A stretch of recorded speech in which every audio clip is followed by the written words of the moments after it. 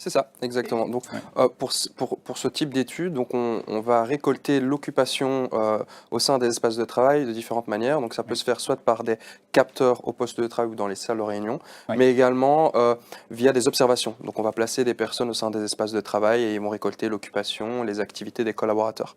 Et donc, on a pu remarquer des choses assez intéressantes, dont le taux d'occupation Oui, moyen oui, en post-Covid, oui. qui n'est autre que de 35% en moyenne.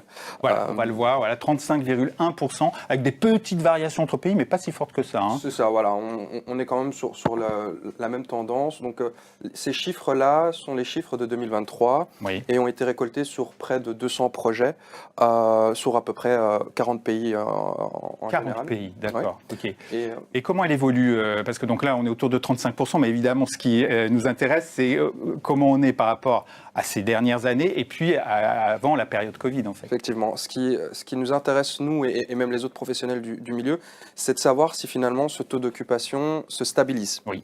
On va voir dans les données de pré-Covid que le taux était aux alentours de 45%, donc c'était les 3 années précédant le Covid. Donc Oui. ici, on le voit à l'image 2017, 2018 et 2019, avec évidemment une grosse chute lors du retour au bureau, où on se retrouvait finalement avec un télétravail, on le disait, qui s'est démocratisé, et finalement une présence au bureau de l'ordre de 30%. Donc c'est vraiment, ici, on parle vraiment de taux d'occupation au poste de travail, Oui. c'est important à noter. Et puis ici, un regain de près de 5% en 2023. Et donc là, on est encore un peu dans l'attente de savoir si finalement on continue de monter ou si ça se stabilise. Ouais. Oui, c'est important pour tous les décideurs de l'environnement de travail, parce qu'aujourd'hui, pour définir justement les stratégies d'aménagement et aussi les surfaces nécessaires pour le nombre de salariés et d'occupants, évidemment, si on est à 30 ou à 35%, c'est pas la même chose. Alors, on est encore 10 points en dessous, finalement, de la période pré-Covid, C'est quand ça. même. Exactement, ouais. Qu'est-ce qu'on peut dire aussi, sinon évidemment, d'évolutions récentes, très récentes là?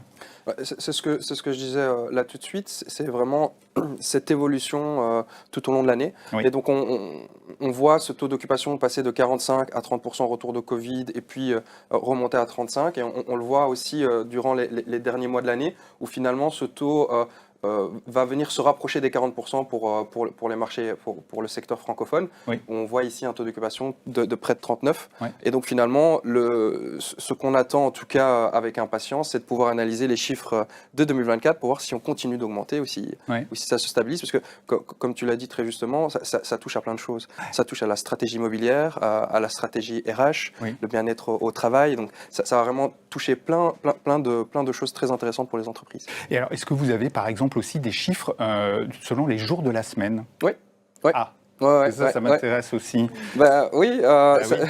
c'est sûr que c'est un point qui est très intéressant. Je pense que je vais surprendre personne en disant que le mardi et le jeudi sont les jours les plus occupés de la semaine. Et oui. Et c'est un des challenges les plus importants pour les entreprises aujourd'hui, c'est de gérer cette dispersion d'occupation. Oui. C'est-à-dire que maintenant, avec le télétravail, la plupart des collaborateurs vont choisir le lundi et le vendredi de manière générale en télétravail. Et donc finalement, si une entreprise ne se base uniquement sur son taux d'occupation moyen, elle peut passer à côté de certaines choses. Par exemple, des pics qui peuvent monter des fois à 60% le mardi et le jeudi. Et donc finalement, le challenge, c'est de pouvoir motiver les équipes, de pouvoir s'organiser en interne pour pouvoir dispatcher l'occupation des différentes équipes au long de la semaine. Oui.